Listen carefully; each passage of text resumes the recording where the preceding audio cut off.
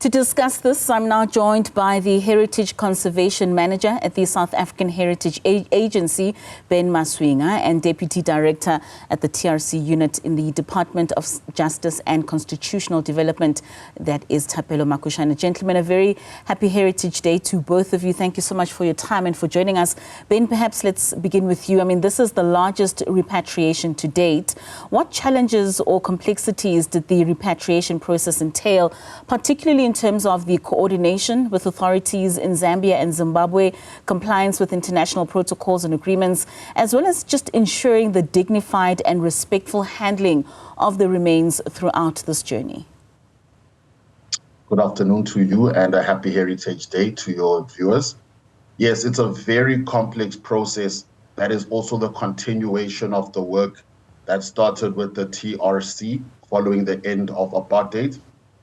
And again, while that particular work identified individuals that were killed by the security police, there were also those individuals who went into exile and subsequently died from natural causes or were also killed during battles with those police. In terms of this particular project, it is quite a complex one because you are dealing with two nations that have their own laws governing human remains. And then, of course, you also have South Africans and the families of these individuals that have a vested interest in giving them a dignified burial. So it's an extremely complex process outside of just finding out where exactly these individuals are. There are thousands of these individuals throughout Africa and all over the world. And this also involves having to survey and verify the locations of the graves, and then also testing to see if it is in fact these individuals. So outside of the diplomatic and international relations, where South Africa does have good relationships with Zambia and Zimbabwe, the forensic side of things is also extremely complex and requires a lot of detailed work. And of course, it's very sensitive work. You are dealing with individuals that have families as well. So it's something that does take a long time, but ultimately through the collaboration with the various government departments and our colleagues within Zambia and Zimbabwe, we have managed to get to this point. Thapelo, I mean, under the then Minister of Justice, Lamola, the TRC unit was formed within the Department of Justice and Constitutional Development.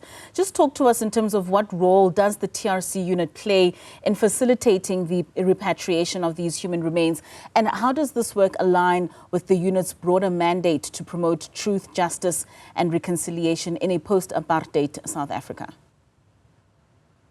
Okay, thank you. To be precise, the Truth and Reconciliation Commission unit office was established within the Department of Justice and Constitutional Development in 2006 to coordinate, monitor, and report on the implementation of the TRC recommendations. That means the former minister, Ronald Lamola, when he joined the department, the unit was already in existence. Right. So I'm roped in here from the Department of Justice and Constitutional Development to take responsibility for family liaison and mobilization regarding the implementation of this exile repatriation project. It is also important to indicate that the project is actually flowing from the TRC recommendation that says consideration should be given to the exhumation and repatriation of deceased South African exiles.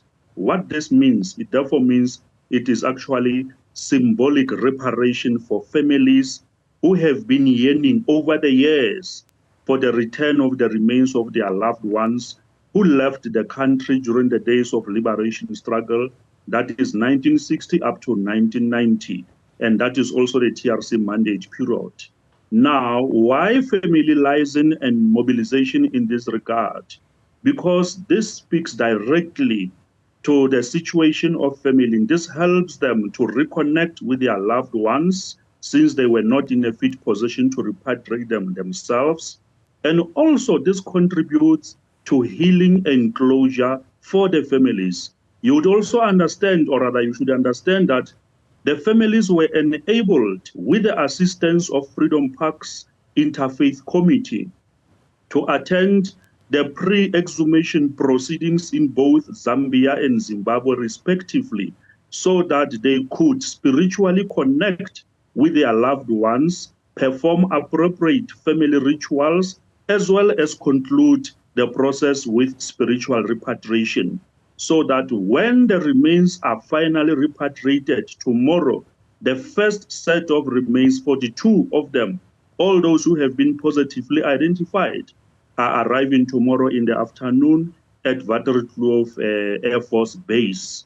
So all this goes down to assisting and enabling the families to find healing and closure. You speak of families that have come forth in wanting to have this closure. Were there any other situations in terms of where families were not available, but you were able to find some of the remains? And were you, through DNA testing, able to connect them to families that did not necessarily come forth?